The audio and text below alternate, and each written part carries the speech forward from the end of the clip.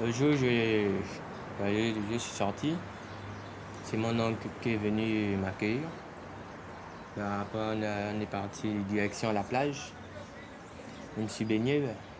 Après, on est rentré à la maison. On a brûlé les vêtements. Ils m'ont passé les vêtements qu'ils m'avaient déjà achetés. Je me suis changé. Puis ça me donnait un peu des petits conseils. Ouais.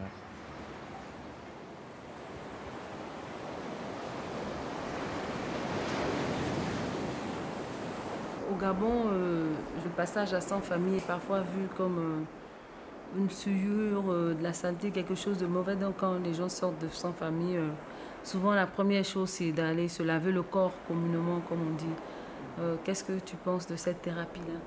Oui, c'est vrai, c'est quelque chose qui se fait. Euh, je pense que c'est bien si ça permet de se sentir mieux et de... Oui, pourquoi pas. Bon, moi, je l'ai pas fait, mais je pense que dans la culture gabonaise, c'est important. C'est un geste symbolique qui est important. Se laver le corps à la sortie de prison, c'est du fétichisme.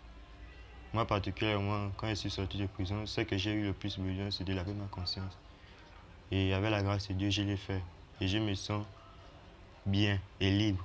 On va t'amener au bord de mer pour faire quoi? Si j'ai Christ en moi, je suis lavé de toute iniquité. Je suis lavé de tout. Je suis une nouvelle créature.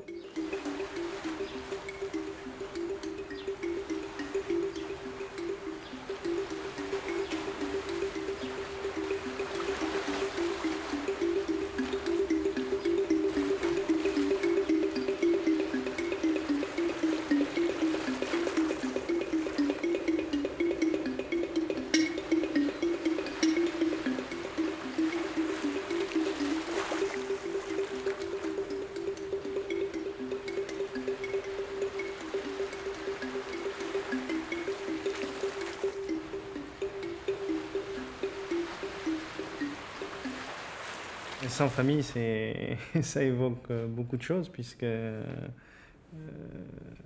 c'est d'abord un lieu ici qui est appelé sans famille, et s'il est appelé sans famille, c'est bien pour une raison particulière, c'est que les gens qui y sont, justement, sont éloignés de leur famille, ne bénéficient pas souvent du soutien de leur famille. Donc ce lieu, c'est bien entendu la prison centrale de Libreville, un lieu que j'ai connu suite à un accident, où j'ai pu passer un an avec d'autres détenus.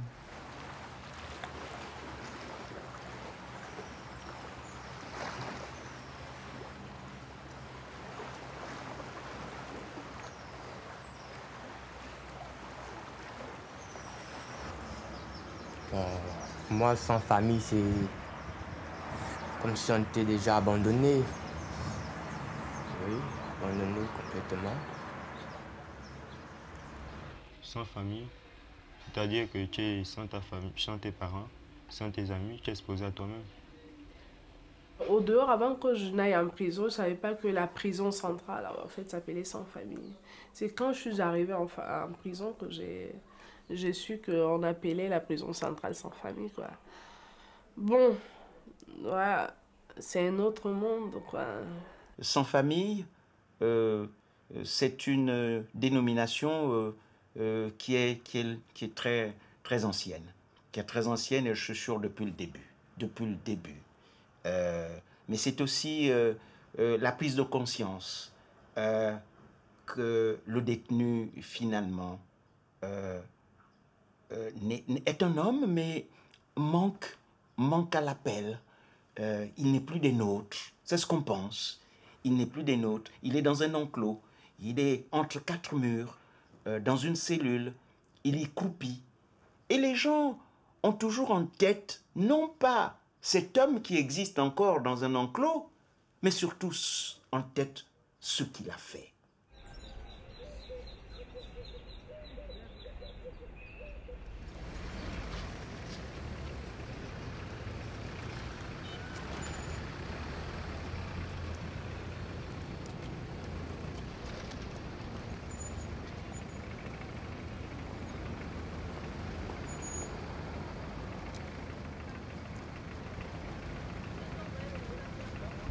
la période de sortie, la période après la sortie est très dure pour se réinsérer et se refaire accepter par la famille et par les collègues, par les connaissances. Moi, je sais que j'ai vécu une année très difficile à la sortie, parce que les personnes que vous connaissiez, par exemple, j'ai voulu remettre en place mon entreprise, reprendre mon entreprise, reprendre mes contacts avec les clients que j'avais, et ça a été très dur parce que certains ont tendance à vous rejeter en disant non, il a été en prison, c'est pas quelqu'un de fréquentable, donc ça a été un travail assez dur. Puis bon, vous redémarrez souvent sans moyens, avec rien. Donc je me suis retrouvé à devoir prendre le taxi, à aller redémarcher mes clients, à croiser certains compatriotes que je connaissais qui avant s'arrêtaient, me disaient bonjour, qui au départ, qui là me disaient plus bonjour, passaient en voiture sans s'arrêter. Et oui, il faut reconquérir, il faut refaire sa place, je vais dire, dans la société.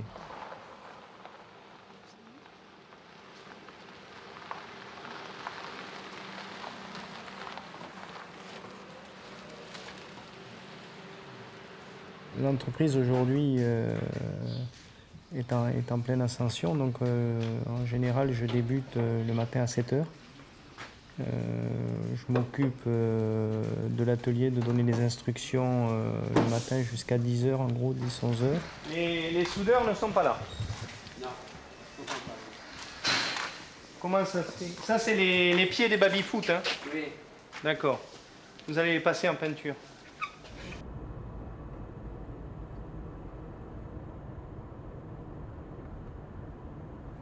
Ensuite, je traite un certain nombre de dossiers administratifs et je consacre en général l'après-midi au rendez-vous.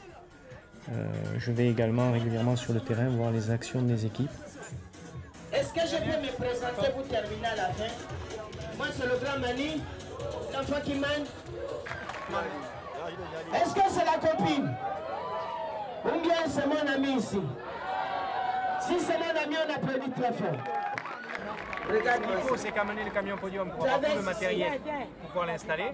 Et puis on installe notre scène, demain matin.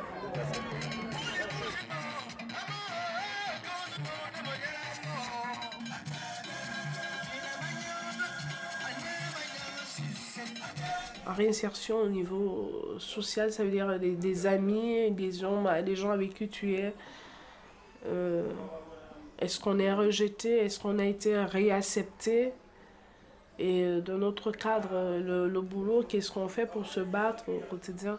Bon, par rapport aux amis que j'avais, c'est vrai que ça ne manque jamais, hein. Tous ne peuvent pas avoir le même regard. Et moi, j'ai refusé qu'on me regarde avec un certain regard, soit de mépris, soit de détente.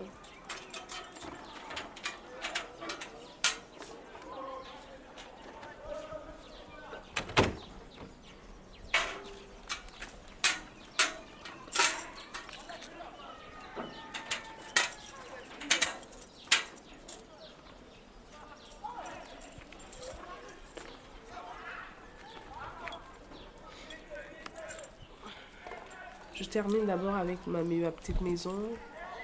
Et puis, généralement, vers 9 h, 9 h 30, je me rends au magasin. J'exerce ma petite activité. Soit, si je ne m'y rends pas, peut-être que je peux avoir un marché. Hein. Parfois, les gens ont commandé des choses, je ne bouge pas. Là, le magasin est fermé. Mais si, en dehors de ça, donc je suis au marché toute la journée, ça veut dire de 10 h à 18 h. Un peu, je suis là. Mais si j'ai autre chose à faire, je peux me déplacer et puis un peu ça, quoi. Oh, bonjour. Oui. Bonjour.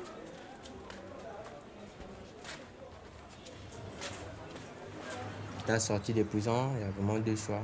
Soit je prends la bonne voie, soit tu suis la mauvaise voie, tu continues dans le banditisme, le braquage. Tout le monde a dit que mon cahier judiciaire a été touché, donc je ne pourrais jamais travailler comme tout le monde, à part des petits bricoles.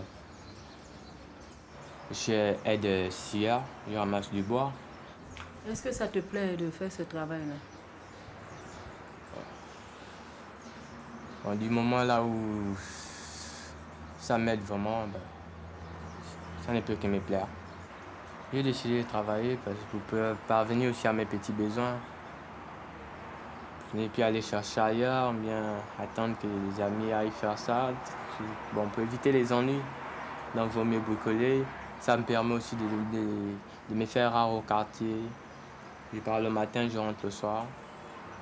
Et pour moi, je trouve que c'est mieux. C'est mieux.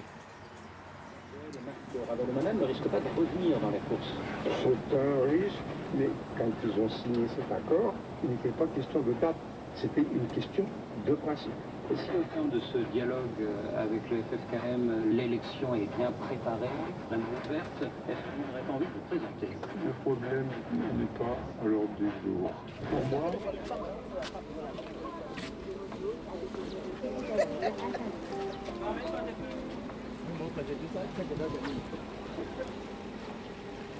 en ce moment, je fais la plomberie.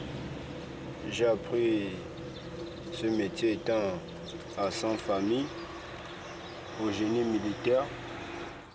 J'ai fait 3 mois là-bas, puis je suis sorti par la grâce de Dieu. J'ai décidé d'approfondir le métier. Ayant reçu un certificat de formation un certificat de fin de formation. J'ai été soumis à un problème, j'étais à l'infirmerie, je suis tombé gravement malade, j'étais à l'infirmerie. Là d'où à l'infirmerie, il y avait un lavabo qui était bouché, je ne connaissais pas le métier. Et les infirmières nous ont demandé de déboucher le lavabo plus que c'est nous qui l'utilisions. Je suis allé, j'ai démonté le siphon, je ne savais pas encore ce que c'était, j'ai démonté le siphon. Il y avait de la saleté à l'intérieur, j'ai nettoyé, puis après, l'eau passait. C'est en ce moment-là que je me suis décidé de faire ce métier-là.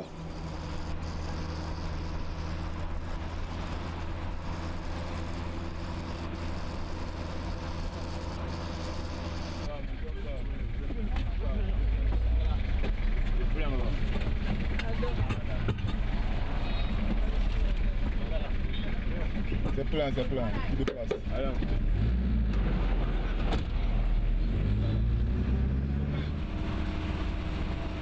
Non, pour le moment, je me suis intéressé au travail de chauffeur, mais faute de moyens, je me suis lancé dans le bois chauffeur avec un chauffeur de taxi-bus. J'ai épargné une certaine somme d'argent qui m'a permis de payer mon passage à l'auto-école afin de pouvoir passer un examen. Malheureusement, j'ai raté mon premier essai. C'est dur, mais j'ai gardé l'espoir que Dieu va m'aider.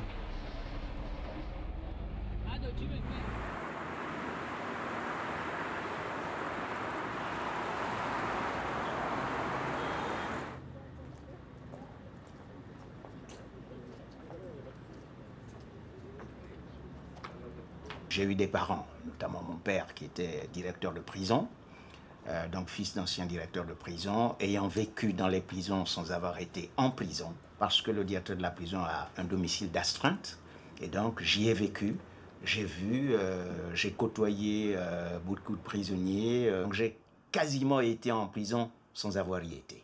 Chacun peut se retrouver un jour ou l'autre dans une situation bizarre et se retrouver en prison, voyez-vous. Remarquez, prenez votre véhicule, par un bon matin, vous sortez de votre maison, mais il peut arriver que vous ayez un accident de circulation. Vous fauchez 2 ou 3 enfants, mais avant de savoir si vous avez raison ou pas, vous irez d'abord en prison.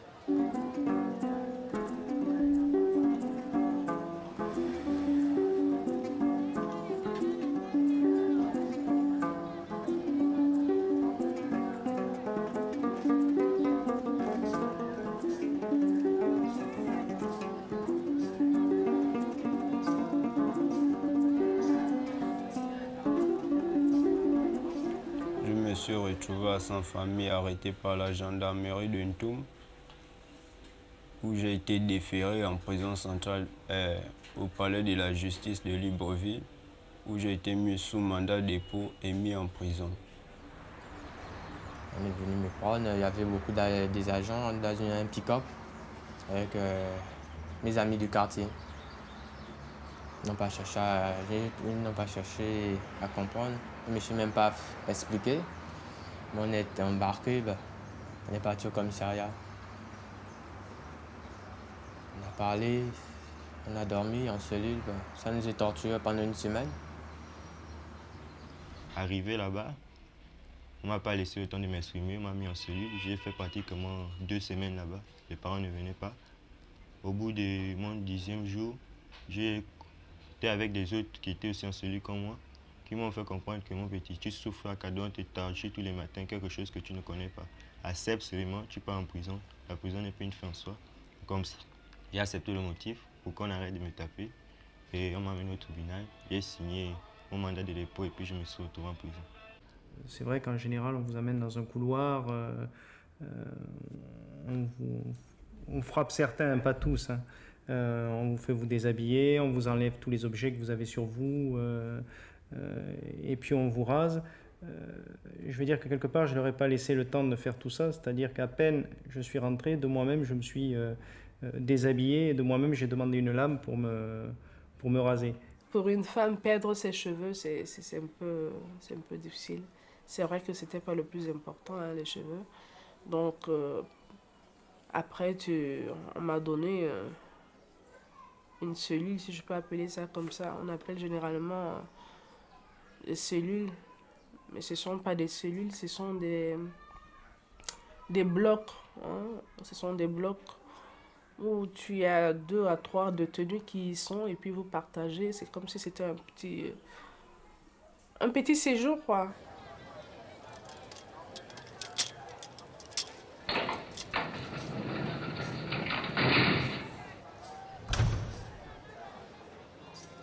Je suis arrivé dans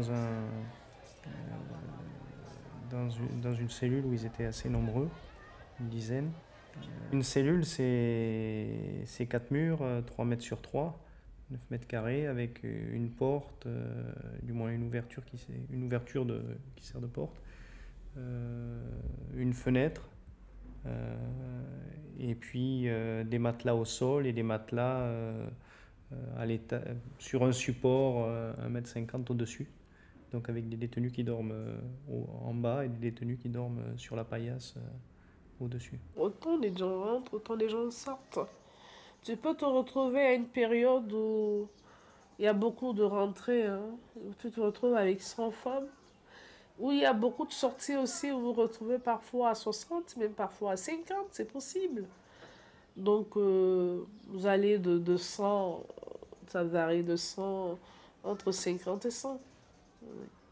On se retrouve à proximité d'autres personnes qu'on ne connaît pas, qui n'ont pas forcément les mêmes règles de vie, les mêmes manières de se comporter, qui n'ont pas eu la même éducation. Et ensuite, moi ça a été mon cas, il faut trouver rapidement des idées, des manières de s'occuper, d'occuper son temps pour ne pas se morfondre assis sur son matelas.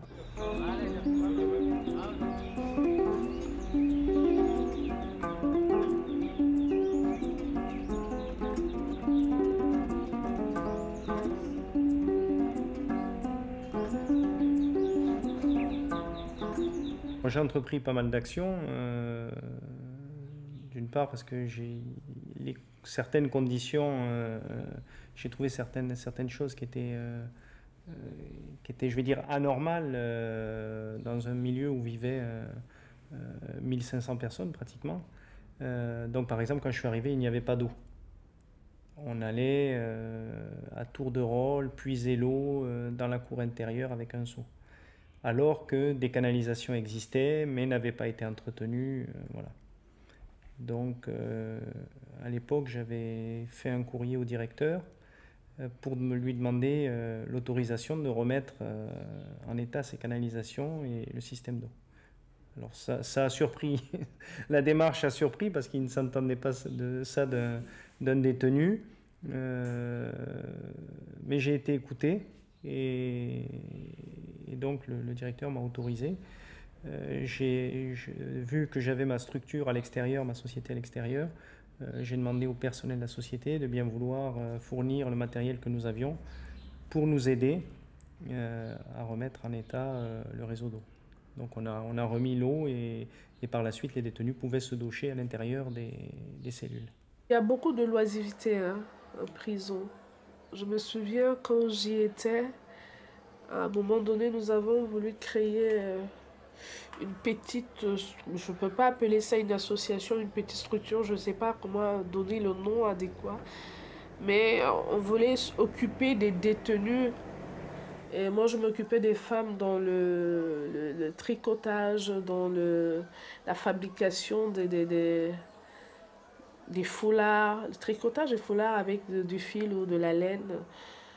Mais il n'y a pas grand-chose. Il n'y a pas grand-chose. On avait créé un petit comité avec Marie-Louise qui était responsable de l'atelier chez les femmes et moi qui étais responsable chez les hommes. On avait mis en place un président, un secrétaire général, voilà.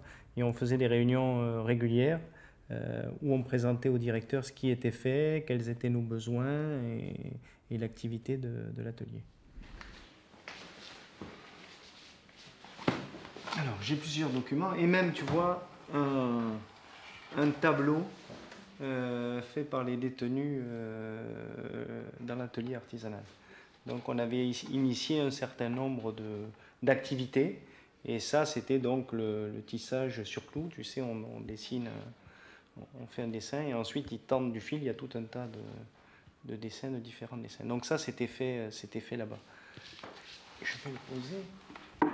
Je me suis beaucoup occupé des jeunes, des mineurs qui se retrouvent là à 16 ans, 17 ans, 18 ans pour des forfaits mineurs, je dirais, et qui souvent sont des jeunes qui sont là parce qu'il leur a manqué une certaine éducation, ils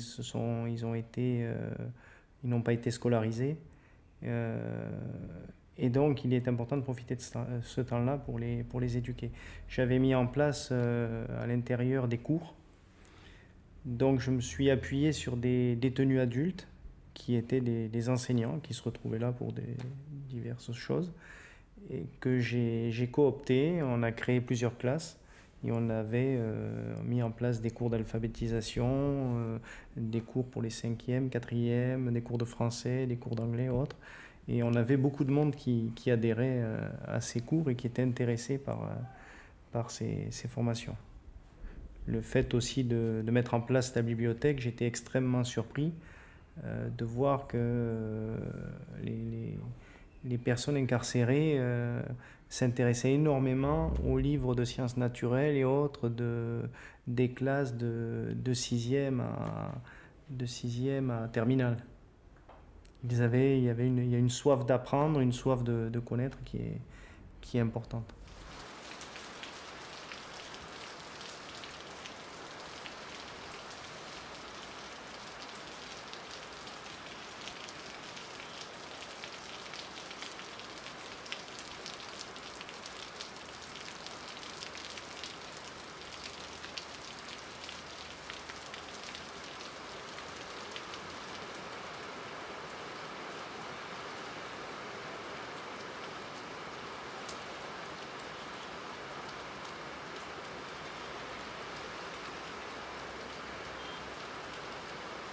C'était pas facile du tout, parce que j'étais habituée à être partout, à me lever le matin, à être libre de mes entrées et sorties, et me retrouver quelque part où j'avais qu'un petit espace. C'était vraiment compliqué.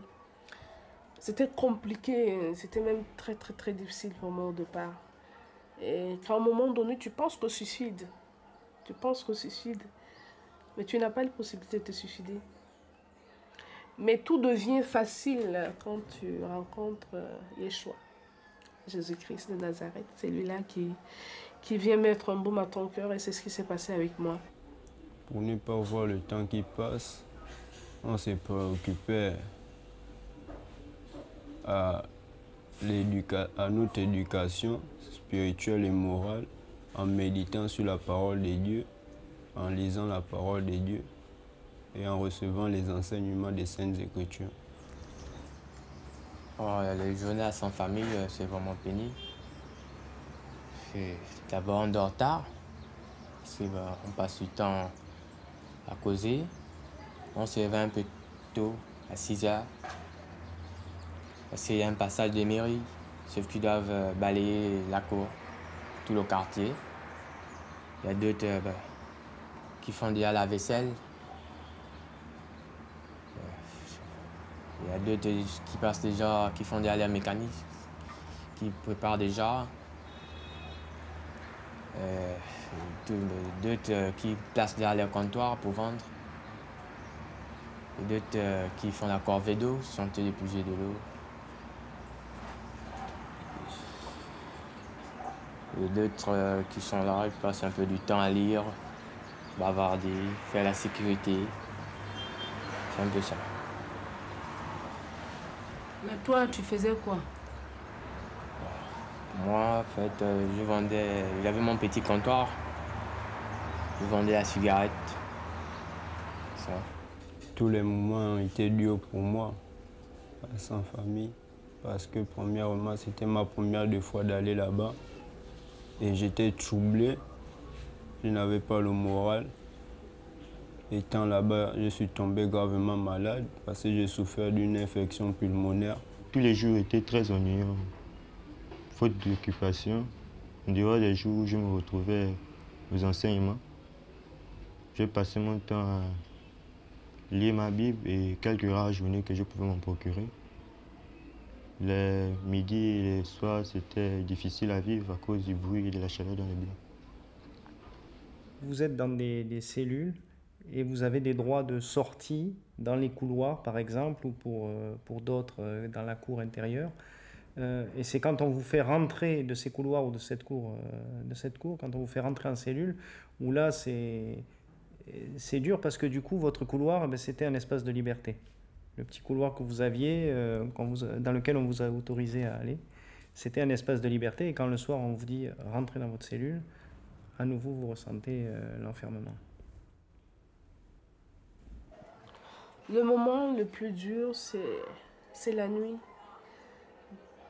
Parce qu'on ferme les blocs à 19h. Alors, vois-tu, on ferme les blocs à 19h, ça veut dire que tu ne vois plus la lune, tu ne vois plus le ciel. Et vous êtes dans votre bloc. Et les nuits sont très longues.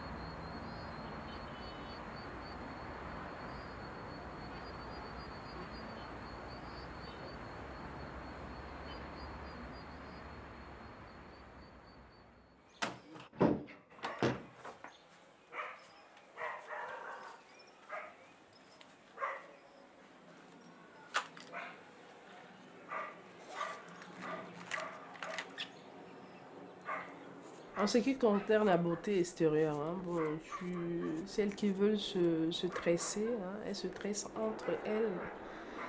Maintenant, pour celles qui ne veulent pas se tresser, elles ont des cheveux coupés. Il faudrait que ta cour de tenue te dise que mais non, tu es joliment tressée parce que tu n'as pas de miroir, tu ne pourrais pas te mirer. Donc quand je me regarde, quand l'autre est tressée, je dis est-ce que c'est... Elle me demande est-ce que ça va, je dis ben oui, tu es joliment tressée, ainsi de suite.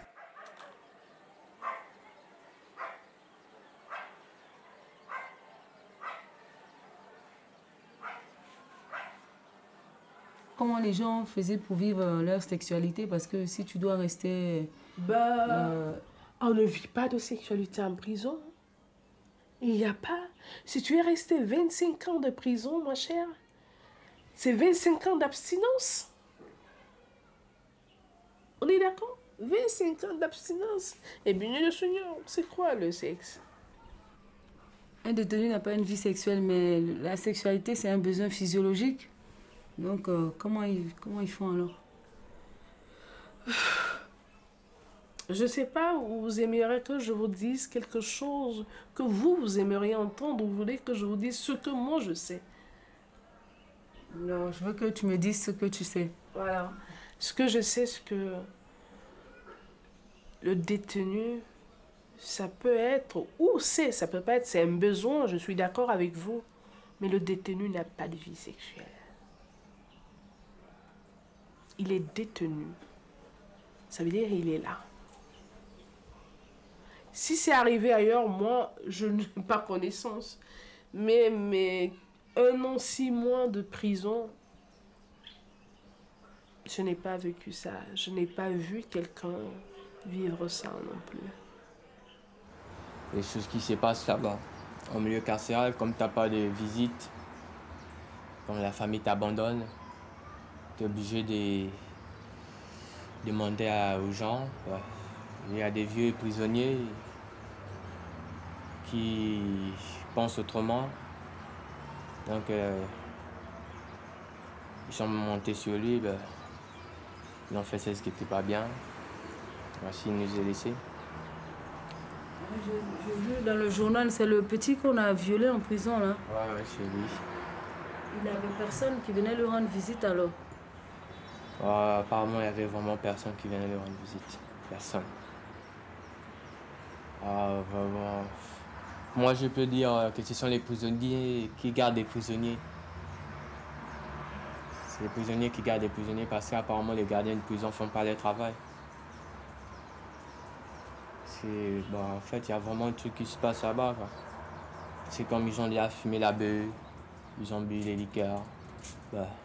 Après, ils cherchent à venir se défouler sur les gens. C'est vraiment pas bien. C'est vraiment pénible. Ce sont les prisonniers comme nous qui nous rendent encore la prison plus dure. Parfois, il arrive des moments que ton colis arrive. Comme ce sont les grands et les vieux prisonniers, ils t'arrachent le colis. Puis ça passe, ils veulent te visser la prison pour que tu puisses te livrer. Donc il faut avoir un grand cœur. Vraiment avoir un grand cœur. Je comprends pas que les gens braquent dehors, on t'amène en prison pour une correction, mais tu arrives encore à braquer là-bas. Je sais pas, je comprends rien du tout.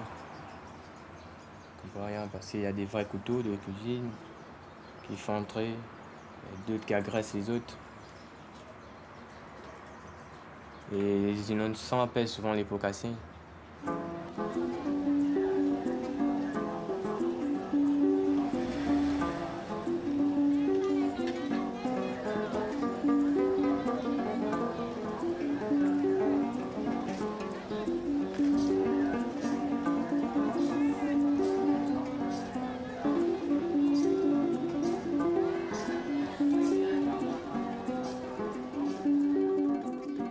Vous ne pouvez pas, dans une seule et même prison, y fourrer. Et le mot, je le prononce et y fourrer des prévenus, donc des personnes qui n'ont jamais été condamnées, qui n'ont jamais été jugées, avec des personnes qui ont été jugées et condamnées. Avec à l'intérieur, et on n'a pas parlé des mineurs, de cette catégorie de personnes, les mineurs. Y fourrer également les femmes. Et y fourrer aussi, j'ai oublié, certains détenus qui devraient être dans une maison de haute sécurité. Certains détenus dangereux et réputés dangereux. Dans la seule et même prison, non, ce n'est pas faire de la bonne politique pénitentiaire. Ce problème est vraiment très, très, très grave et compromet la vie et la réinsertion de nombre de jeunes. C'est un problème de la justice gabonaise qui ne fonctionne pas correctement. Reconnaissons-le, nos prisons sont bondées de monde aujourd'hui. Parce que une prison qui a été construite pour 300 personnes, aujourd'hui, il y en a 1500. Ça veut dire que les places n'existent plus. Les places se sont réduites davantage. Il y a trop de monde. Mais on ne va pas les vider par des grâces présidentielles, non.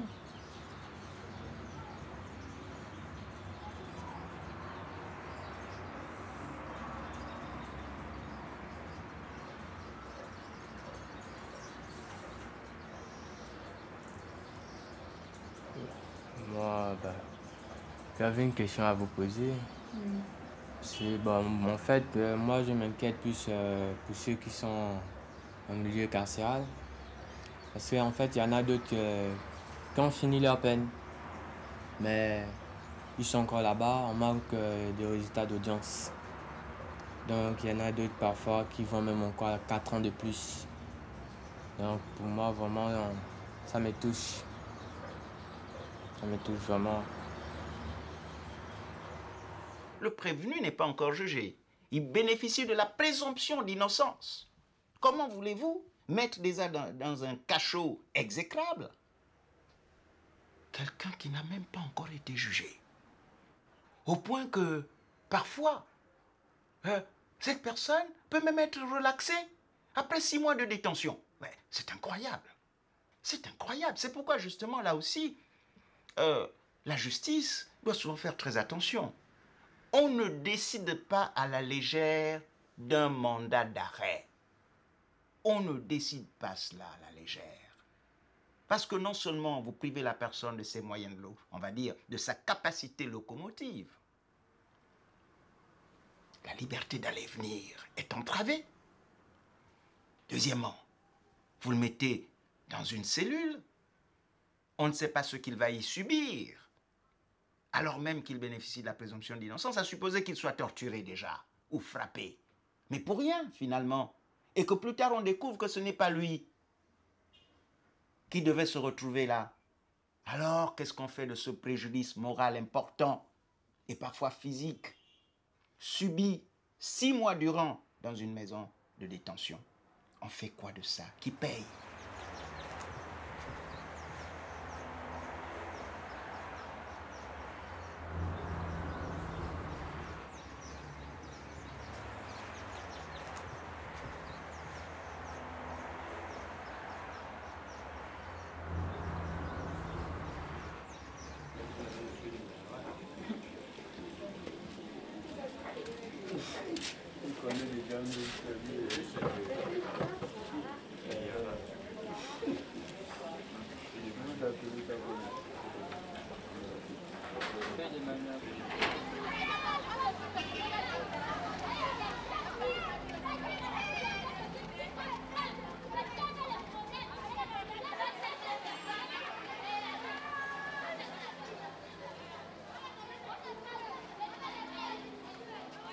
Bonjour.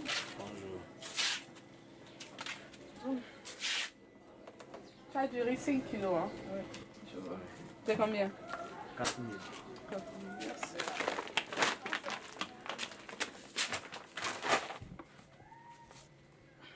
C'est 1300, non?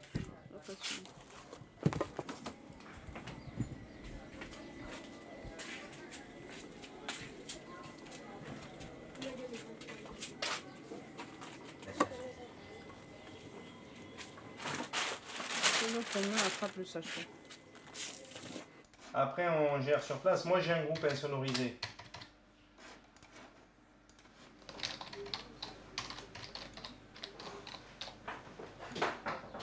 Octobre. Oh, Marie-Louise. Daniel. Quelle surprise. Comment tu vas? Et toi? Ça va. Tous mes voeux Merci. pour cette nouvelle année. Merci. Assieds-toi, je t'en Merci. prie. Assieds-toi. Je passais par là ce matin parce que je suis allée faire des courses. Je vais me rendre jeudi. Ah, d'accord. Jeudi, bon, je passe quand même te dire bonjour. Oui, non, c'est gentil. C'est vrai que ça fait un moment qu'on s'est pas vu. Il y a des choses à faire. On peut faire quelque chose. Il y a beaucoup à faire. Il y a beaucoup Moi, à faire. j'avais même rencontré des chefs d'entreprise, notamment au niveau de Sokoba et Sogafrique, qui étaient prêts éventuellement à prendre des jeunes en sortie de sans-famille. C'était même ton projet. C'était oui, mon projet. J'en avais discuté avec eux et ils étaient prêts en me disant si il y a une cellule, un psychologue qui est capable de les voir un peu et de nous assurer qu'il n'y a pas trop de problèmes, on est prêt à prendre ces jeunes en stage pendant 5-6 mois pour qu'ils se réinsèrent. Pas forcément à les embaucher définitivement, mais au moins ça leur met un pied à l'étrier et pendant ce temps-là, ça leur apprend à travailler. À l'abri aussi de beaucoup de choses. Voilà, et puis ça leur permet entre-temps de retrouver du travail. Il faut que je vois, mais c'est vrai que ça demande beaucoup de temps et bon, moi là avec l'entreprise, je suis aussi assez pris. Donc c'est pas évident. Mais on va se revoir et puis on va essayer d'avancer là-dessus. Il faut que nous ayons à la fois une politique pénale et post-pénale digne de ce nom, mais que nous ayons aussi des associations formées de personnes civiles. Hein. Comme on crée une association quelconque, on devrait aussi pouvoir créer cette association pour recueillir les détenus, leur trouver des emplois auprès des entreprises, n'est-ce pas?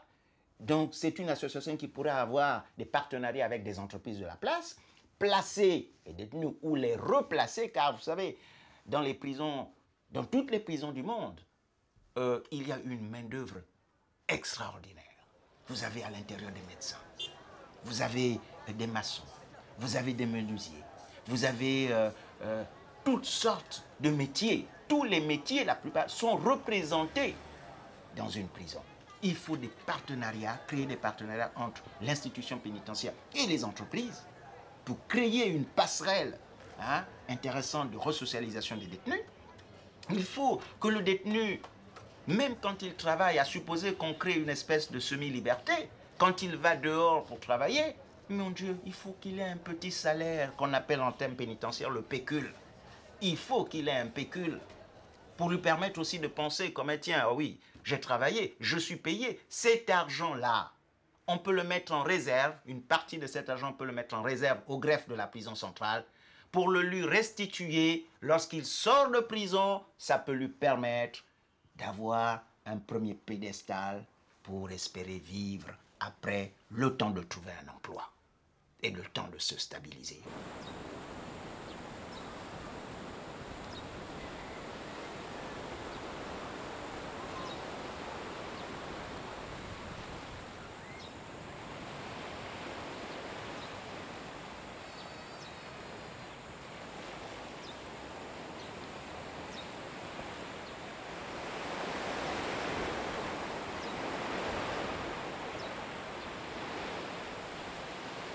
Depuis que je suis sorti, j'ai repris en fait, j'ai continué à soutenir l'atelier artisanat en fournissant du matériel, en leur rendant visite régulièrement, en trouvant des clients pour les produits qui étaient fournis. Je continue, j'ai fait plusieurs dons de livres pour que les détenus puissent lire et s'informer.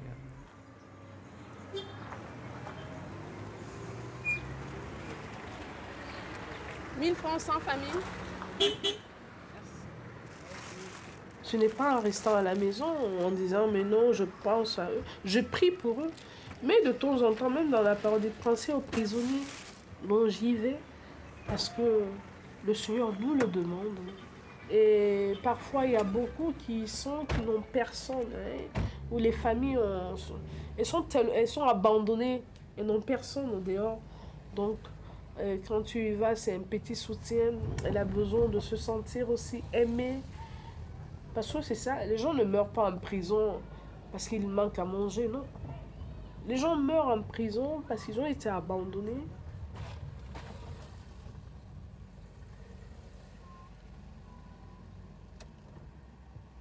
Est-ce que tu penses que le fait d'être passé à Sans Famille a influencé ta vie d'aujourd'hui?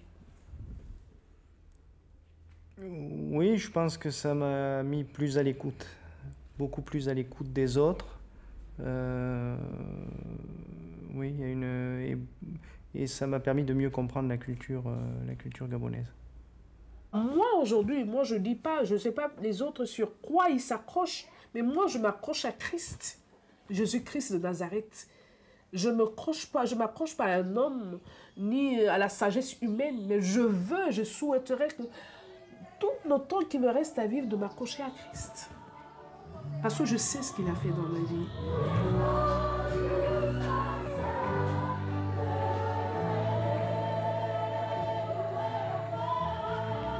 Je ne peux pas tourner la page. Pour moi, si je suis allée en prison, ce n'était pas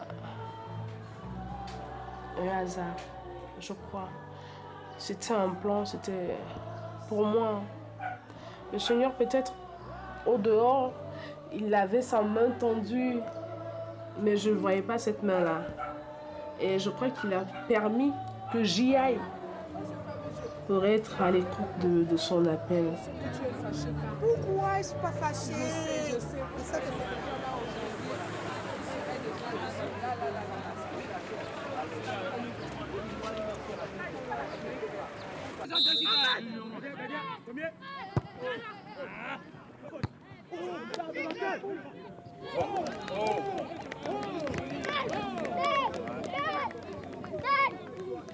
Mon rêve, c'est de devenir une grande star, devenir un grand footballeur, comme tous les autres footballeurs. J'aimerais marquer l'histoire, j'aimerais qu'on me voie aussi à la télé comme tout le monde. Un peu ça. J'ai vraiment envie de réaliser ça.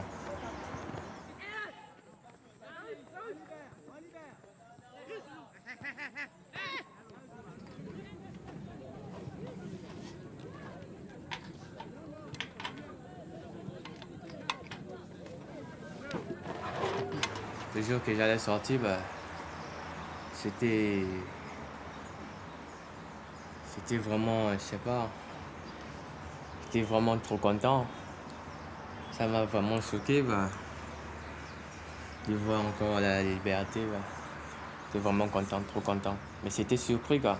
Je savais pas que j'allais sortir, mais j'étais vraiment content. Ouais. C'était... En fait, tout le monde était très content de me voir, quoi. Il y avait tellement de la joie de me revoir. J'ai eu un sentiment de joie, de sécurité et une paix intérieure parce que j'ai venu de surmonter une étape qui paraissait très difficile. Me retrouver libre m'a donné la force de revivre.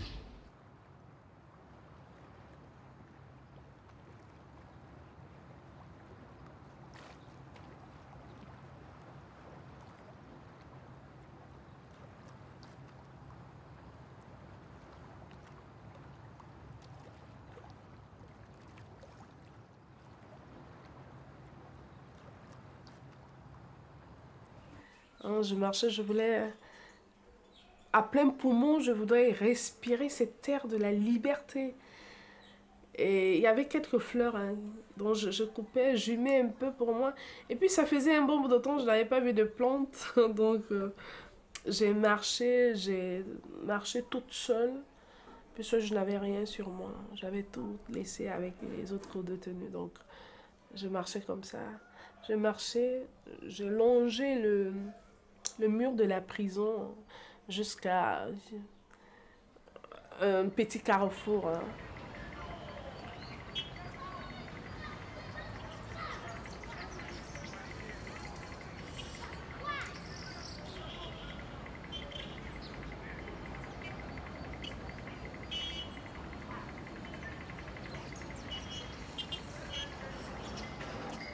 Dessine-moi la liberté.